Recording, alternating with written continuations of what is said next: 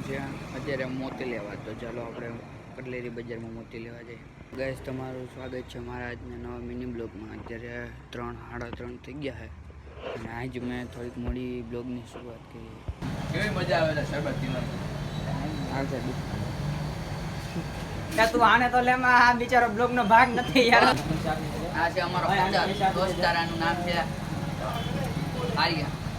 કેટલી ઉંમર કેટલી? 25. હાલે જામફળ પી છે બરોબર. બરોબર. જા બોટિયાને ફોન કરું, એ ફોન નથી ઉપાડતો. એમ ના બોલાય, ઉભા રહે.